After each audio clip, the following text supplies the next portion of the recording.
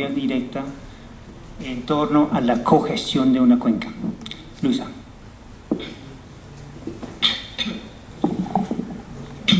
Me siento un poco escondida ahí atrás de los aparatos.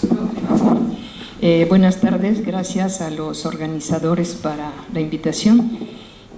Pues justamente con la última frase de Efraín, de la necesidad del fortalecimiento en paralelo de la sociedad civil, por eso propusimos que él empezara, porque vamos a pasar más a lo local con esta intervención.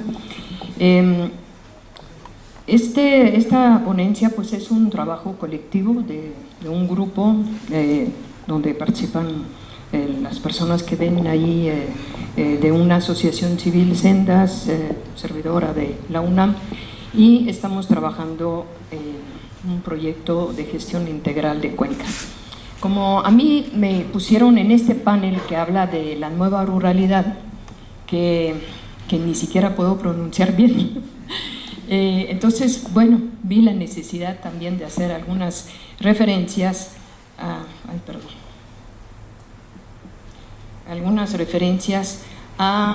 este tema, a este concepto de la nueva ruralidad, con el cual yo no estoy muy casada, pero como nos ubicaron dentro de este concepto, pues voy a explicarles en palabras menos domingueras cómo nosotros con este trabajo intentamos ubicarnos dentro de un horizonte de planeación que rebasa los límites tradicionales de campo-ciudad y donde vemos como una necesidad de, aquí se hablaron de comités municipales, pero hay otros espacios que rebasan justamente el límite territorial de las urbes y de los municipios rurales, que es el de la cuenca hidrográfica, que no sigue exactamente los límites político-administrativos, sino los límites naturales, un espacio, pero que no es solamente un espacio natural definido por los parteaguas de los ríos,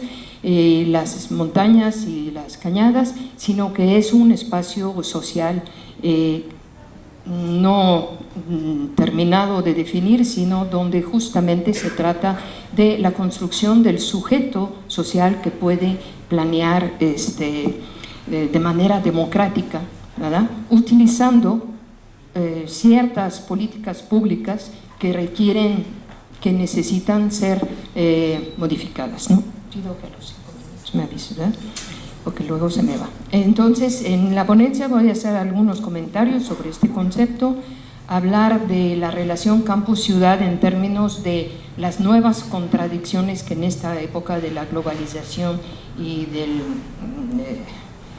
mayor empobrecimiento relacionado con él, de mayor polarización de la sociedad, y los conflictos y las nuevas oportunidades o reciprocidades que podemos encontrar en esta relación. Y finalmente voy a hablar de una política pública en particular, que es la de los servicios ambientales en esta relación entre el campo y la ciudad, en esta interfase, ¿no? Bueno, la nueva ruralidad, como se ha dicho antes, pues es el nuevo escenario de las sociedades rurales en esta época de la globalización, donde encontramos procesos de transformación. Se hacía referencia hace rato a la mayor predominancia de actividades no primarias, no agropecuarias en las zonas rurales, ¿no? Justamente Hubert Carton de Gramont para el 2003 señala que el 39%, hay un error ahí, el 39% de la población económicamente activa en el campo en estas fechas se dedicaba a actividades no agrícolas, ¿no? Ahora, a mí lo que me gustaría sería adjetivar, ¿no?, como lo han hecho los autores que adoptan ese concepto, la nueva ruralidad según las modalidades de integración.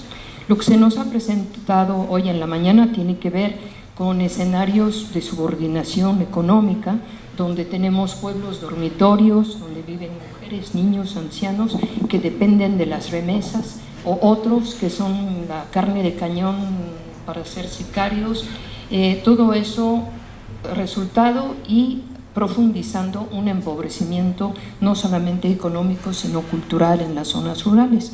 Y bueno, este mencionado crecimiento del sector terciario ligado muchas veces al crecimiento de las agroindustrias con su consecuente impacto ambiental, o también ligado a la oferta de servicios para la misma pequeña producción campesina, ¿no? Entonces los saldos, además de la degradación ambiental, tenemos la polarización social y la pérdida del modo de vida campesino, en la cual los gobiernos neoliberales no creen. Tampoco creen en la soberanía alimentaria, creen que para qué producir alimentos en México si los podemos importar de otros lados. Pero la cuestión que queda es qué es lo que vamos a hacer con toda esa población que se dedicaba al campo, ¿verdad? Y donde tenemos 80 millones de pobres. La Coordinadora Latinoamericana de Organizaciones Campesinas, la CLOC, que es parte de Vía Campesina, sintetiza esta modalidad de integración, esta nueva ruralidad, de la siguiente manera, ¿no? Se establece esa nueva ruralidad ya que no se está destinando para la producción de alimentos, sino para la producción de materias primas, para que las procesen en otras partes, de turismo, de servicios y soportes de megaproyectos, lo que implica una pérdida de nuestros territorios, nuestra cultura, nuestra identidad y nuestra autonomía. Pero también hay escenarios alternativos, ¿no? O sea, lo importante no es tanto esa palabra, sino cuáles son escenarios alternativos desde una visión de vida rural. Nuevamente, en el punto de vista de las organizaciones afiliadas a Vía Campesina, se trata de la construcción de nuevas identidades y de resistencia, ¿no? Allí hay muchos grupos, comunidades implicados en actividades, proyectos, en la búsqueda de un manejo sustentable de los recursos locales, regionales, que al mismo tiempo les permita tanto la contribución a la conservación del medio ambiente como subsistir económicamente en estas condiciones, desarrollando la diversificación productiva, la conservación de la biodiversidad frente a la visión de los monocultivos, ¿no? En este sentido se basan estas propuestas. Algunos de los autores que las han manejado ampliamente, Víctor Manuel Toledo, Enrique Leff, Eckhart, Argueta, Hernández X, por supuesto, etcétera, en el conocimiento del campesino, en un uso más sostenible del territorio, etcétera, de tal manera de que quizá estos focos de resistencia estén justamente en el fortalecer la vía campesina y la posibilidad de una vida rural, pero en una nueva forma de articulación y de convivencia con las ciudades, las urbes. Actualmente estamos viendo que las urbes están creciendo sobre los territorios rurales en términos geográficos, en términos del desarrollo de fraccionamientos por los intereses del capital financiero, el capital especulativo ligado a la construcción, por ejemplo. Entonces, ¿qué tipo de relación se quiere tener ahí, de subordinación o de convivencia? Estas zonas rurales, lo que nosotros en el ámbito de cuenca llamamos las cuencas altas, aportan no solamente productos a las ciudades, sino que aportan su fuerza de trabajo, porque son trabajadores de las ciudades cuando hay mucha cercanía, materias primas y servicios ambientales de regulación de clima, servicios ambientales hídricos como el agua, ¿no? Presento esto porque la experiencia que voy a presentar se ubica justamente dentro de este marco conceptual. El diagnóstico de políticas públicas que nosotros hacemos a partir de la experiencia concreta que desde hace 3 años estamos desarrollando en la cuenca que abastece de agua a la ciudad de Jalapa, una de las 2 cuencas, es que la planificación a nivel municipio es limitada por las razones que mencionaba al principio, ya que todo lo que pasa cuenca arriba afecta en las partes más bajas de la cuenca, tanto rurales como las urbes, como más abajo en las partes costeras. y la política está fragmentada, hay una separación de visión, de programas, etcétera, entre lo que pasa, el ingeniero del organismo operador de agua, lo que importa es a dónde pone el tubo para jalar el agua donde hay, pero no está ligado esto a las políticas ambientales y forestales en esta zona. Las prácticas políticas que existen como cultura anterior a, bueno, que uno interviene en este ámbito, son de tipo clientelar, no solamente la proyectitis, los proyectos fragmentados como se mencionaba, sino con una clara visión clientelar, partidista, política, etcétera, ¿no? Bueno, política en el sentido partidista. Y los espacios de participación que existen son formales y simulados, y a nivel de cuencas existen en las 13 grandes regiones hidrológicas del país los consejos de cuenca, pero no son espacios útiles para la planeación y solamente están representados los usuarios de las zonas bajas, es decir, industriales, las grandes ciudades como Veracruz, por ejemplo, en el caso de esta cuenca, el comercio y los distritos de riego, bueno, los grandes agricultores, pero los que están en las zonas de producción de agua, cuenca arriba, no están representados. Es una escala demasiado amplia y además no son representativos. ¿Qué es lo que pasa cuando no hay espacios de participación y no hay espacios de negociación? Eso, bueno, se ha visto en el caso de la Ciudad de México y la región Mazahua, ese absurdo, además de que las ciudades traen agua de cada vez más lejos, sin esa retribución y ese involucramiento en las condiciones ambientales que hay que conservar en estas zonas. En Coatzacoalcos, Minatitlán, también es una práctica el cierre de válvulas, y bueno, aquí la cuenca de Puebla que abastece a Jalapa, pues año con año se amenaza con cerrar las válvulas, o se cierran y corre el Ayuntamiento de Jalapa a cumplir funciones no de tipo de política ambiental, sino de tipo desarrollo social, clínicas, caminos, etcétera. Bueno, entonces las preguntas que nos hacemos en este trabajo es que si se puede dar un desarrollo equilibrado, conservando lo rural, su esencia productiva y cultural, y incrementando obviamente estos aspectos, tanto lo productivo como lo cultural, y cómo financiar el desarrollo local en las áreas cercanas a las urbes que dependen de ellas. Esto es la cuenca del río Pisquiac, aquí, que bueno, los que son de la región, que es la mayoría, abarca partes del municipio de Coatepec, Tlalnehuayocan, Acajete, una partecita de Las Vigas y de Perote. Son más de 10,000 hectáreas, aproximadamente 7,500 habitantes, la mitad de población urbana por la urbanización de municipios rurales como Tlalnehuayocan, el resto población rural. Aquí está Jalapa y aquí está Coatepec. Como decía hace rato, la cuenca abastece el 40% de la ciudad de Jalapa. ¿Cuál es la problemática que tenemos allí? Una gestión inadecuada del entorno, los famosos burreros, mal llamados burreros, yo diría más bien tala no regulada, bueno, porque no son burros, son mulas para empezar, y tala ilegal. Pues ¿qué es lo legal y lo ilegal actualmente en la economía del Estado del país? Bueno, difícil de definir. Y bueno, más bien una tala no regulada, porque nadie se ha acercado desde el momento que pusieron tubos y pusieron presas allí, a ofrecer otras alternativas de empleo. Procesos paulatinos de cambio de uso de suelo hacia la ganadería, hacia la producción de papa, y la falta de espacios de gestión y planeación donde podamos reintegrar esas políticas hídricas, forestales, ambientales, y con una participación de la asociación de la sociedad civil. Entonces nosotros nos propusimos hace 3 años, 4, cuando empezamos ese trabajo, después de haber participado en un movimiento ciudadano que impidió el paso del libramiento por esta zona de mayor captación de agua, mayor importancia para la ciudad.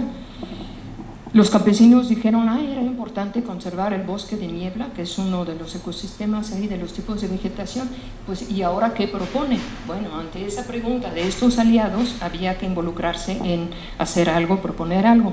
Entonces las premisas de esta metodología para la cogestión de la cuenca que entendemos como cogestión, la participación de las comunidades, de la academia, de las ONGs, de los diferentes ámbitos de gobierno, instituciones, etcétera, es que la conservación no es posible si no está ligada a las necesidades básicas de la gente. La gente no va a ser ecologista y conservar por conservar, necesita satisfacer sus necesidades.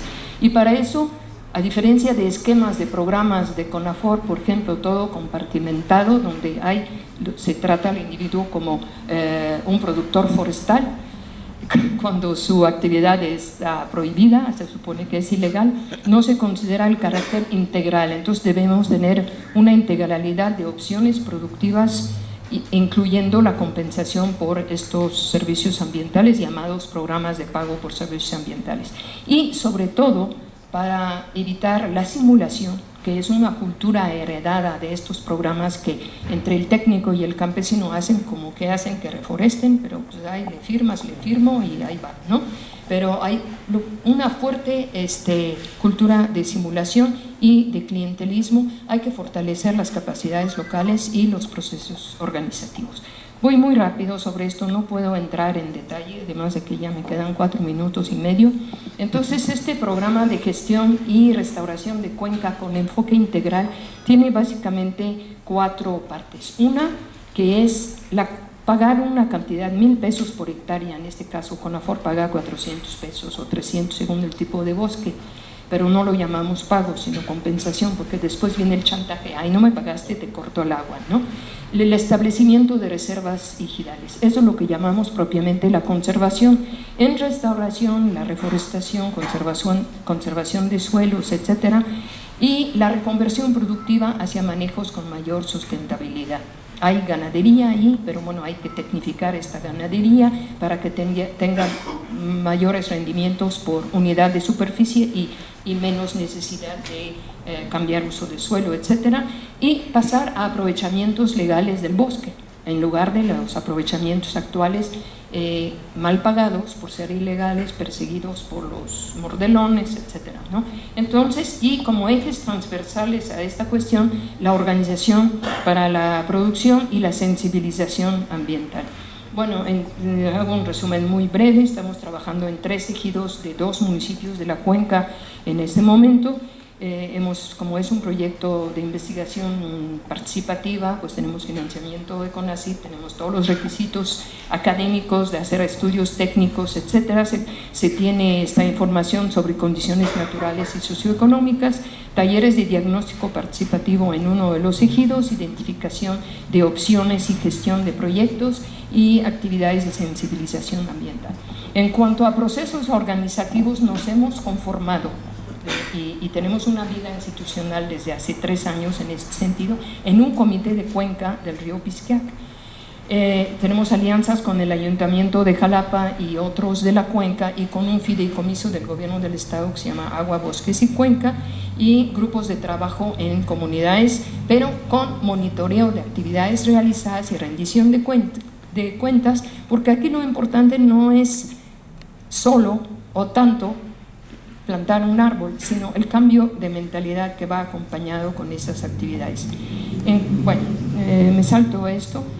Aquí este esquema nos muestra esta relación entre los dueños del bosque que prestan servicios ambientales hídricos a la ciudad, a los usuarios del agua, y donde a través del comité de cuencas se establecen los planes de trabajo y donde se obtiene dinero, cuando se obtiene, que es administrado a través de un fideicomiso estatal y que regresa a los dueños del bosque dentro de un esquema participativo de esta naturaleza. Aquí tenemos un mapa de los actores del comité de cuenca: autoridades, representantes de ejidos, la academia, organizaciones de productores o asociaciones de vecinos, las federales, en rojo por supuesto las estatales. O sea, a cada quien hay que darle su lugar, ¿no? ¿Estarán de acuerdo? Y bueno, aquí pueden ver los diferentes aportantes de recursos entre los años 2006, 7, 8 con un total de cerca de 4 millones de pesos en 3 años, que realmente es del orden de lo simbólico para lo que se necesitaría para realmente dar un salto adelante en esto. Las proporciones aportadas por las diferentes instancias de gobierno y de sociedad civil, y los beneficiarios, que es muy importante el trabajo, la aportación de ellos también, ¿no? Bueno, para terminar, ¿cuáles son las fortalezas y las limitaciones en este trabajo que estamos realizando? Una característica de nuestro grupo es que todos vivimos en la cuenca, y en este sentido para todos nosotros es un proyecto de vida, no es un proyecto de investigación más, sino que, bueno, yo por lo menos llegué para quedarme, ¿no? Hasta que me entierran por ahí. Entonces, en este sentido hay mucho compromiso con el proceso, ¿no? Y con proyectos, con apoyos o no, pues ahí seguiremos dando la batalla, ¿no? Contra los fraccionamientos, contra, bueno, todo el tiempo, ¿no? Hay ataques por todos lados, ¿no? Hay vínculos con instituciones académicas estatales y nacionales, hay relaciones de confianza con los dueños de parcelas con los que ya se está trabajando, y con los actores en las partes media y alta de la cuenca, en la parte baja también. Estudios, que son un instrumento importante para la planeación, vínculos con las instituciones de los 3 ámbitos y diagnósticos comunitarios. Bueno, y en las debilidades, quién sabe qué le pasa, ya pues son debilidades, tenía que aparecer así todo revuelto, ¿no? Entonces, este programa no está suficientemente apropiado por los gobiernos municipales. Empezamos con el alcalde anterior al actual. El actual apoyó el año pasado y ahora estamos en octubre y no ha dicho ni sí ni no, y probablemente nos deje colgados de la brocha para este año, cuando pues los campesinos al entrar en un programa toman un compromiso a 5 años, ¿no? Y se supone, pero fíjense, cuando le pedimos al ayuntamiento institucionalizar el programa, nos han contestado que ellos no pueden planear a más de 3 años. No creo que Guadalajara, Monterrey o la Ciudad de México no tengan una planeación a 25 años de lo que van a hacer con el agua, ¿verdad? Entonces no encuentran bandos de gobierno, de policía de gobierno, legislación municipal, algo, ¿no? Para encuadrar un programa, asignarle un presupuesto anual. Entonces nos fuimos a la legislatura, así, bueno, la legislatura que le dé su bendición y su marco jurídico y su presupuesto anual. Se entusiasmaron en la primera reuniones y a la siguiente los diputados no fueron. Luego estamos con un fideicomiso estatal muy rimbombante, con el cual, si nos metimos ahí, es porque hay una convergencia en la metodología, las ideas, la sociedad civil manda y todo, pero bueno, el dinero tampoco ahí se ve de manera contundente. Apoyamos, le metemos recurso a un programa de esa naturaleza. Y una cosa muy importante de la gente que vive en la ciudad, que quién sabe si cierran el agua cuando se lavan los dientes en la mañana, pero que consumen de esta agua, no hay un desconocimiento de dónde viene el agua que consumen, ¿no? Y es un aliado muy importante si queremos que estos programas sigan y que sean apoyados por una fuerza organizada de la ciudad. Y bueno, estas prácticas clientelares y de simulación, estoy de acuerdo con lo que se dijo en la mañana, el riesgo de caer en proyectitis, pero con la historia que hay, la gente no te va a recibir si no estás ahí de asesor para gestionar y conseguir recursos. Entonces, es políticamente correcto. A mí me gustaba mucho antes siempre tener el discurso políticamente correcto, pero cuando te enfrentas a la realidad cotidiana es un poco distinto. Entonces, el reto es, con todo, no saben ustedes, es una pesadilla, ¿no? Que llena estos formatos, es que no firmó como en su credencial, y ahí te vas al monte arriba a volver a buscar la firma, y todo eso, ¿no? Que no es por gusto, ¿no? Y la corrupción, no se les contara lo último que me acabo de... Bueno, la corrupción, ¿no? Pero los campesinos están en eso. Entonces, ¿cómo reorientar esto y darle la vuelta? Pero son nuestros impuestos que están ahí. Entonces, las políticas públicas las tenemos que ir reforjando.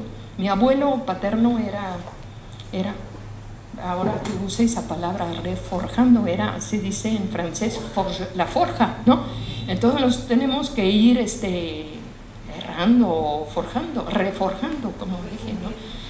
Y la otra posición es, pues no hay que hacer nada en las políticas públicas, pero o lo podemos hacer teóricamente ir a la Cámara de Diputados o les mandamos a CONAFOR nuestros comentarios sobre sus reglas de operación. Y lo más chistoso es que cuando abres la página, yo reconozco hasta mis faltas de redacción. Allí veo que lo ponen en la página, pero no cambia en los formatos de las reglas de operación o en las prácticas, ¿no? Pero son muy abiertos a meterlos allí en la página, ¿no? Bueno, es todo. Mis colegas iban a venir, no han llegado. Pues eso es lo que estamos haciendo y tiene que ver con la construcción de un nuevo tipo de relación entre campo y ciudad y una planeación más participativa de diferentes sectores, y tiene que ver con la problemática del agua, que si no enfocamos eso hacia esta nueva ruralidad, para terminar y no olvidarla, pues ya todo el caos y la crisis anunciada por Hilda esta mañana pues está en ciernes. Gracias.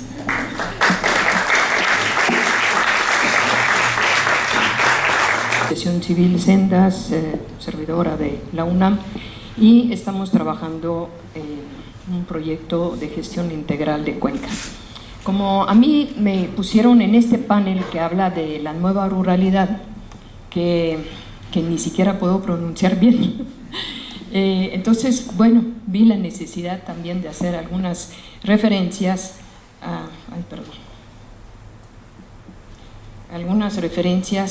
a este tema, a este concepto de la nueva ruralidad, con el cual yo no estoy muy casada, pero como nos ubicaron dentro de este concepto, pues voy a explicarles en palabras menos domingueras cómo nosotros con este trabajo intentamos los conflictos y las nuevas oportunidades o reciprocidades que podemos encontrar en esta relación. Y finalmente voy a hablar de una política pública en particular, que es la de los servicios ambientales en esta relación entre el campo y la ciudad, en esta interfase, ¿no? Bueno, la nueva ruralidad, como se ha dicho antes, pues es el nuevo escenario de las sociedades rurales en esta época de la globalización, donde encontramos procesos de transformación. Se hacía referencia hace rato a la mayor predominancia de actividades no primarias, no agropecuarias, no terminado de definir, sino donde justamente se trata de la construcción del sujeto social que puede planear de manera democrática, ¿verdad?, utilizando ciertas políticas públicas que requieren, que necesitan ser modificadas, ¿no? Pido que a los 5 minutos me avisen, ¿verdad?, porque luego se me va. Entonces, en la ponencia voy a hacer algunos comentarios sobre este concepto, hablar de la relación campus-ciudad en términos de las nuevas contradicciones que en esta época de la globalización y del mayor empobrecimiento relacionado con él, de mayor polarización de la sociedad y propia directa en torno a la cogestión de una cuenca. Luisa.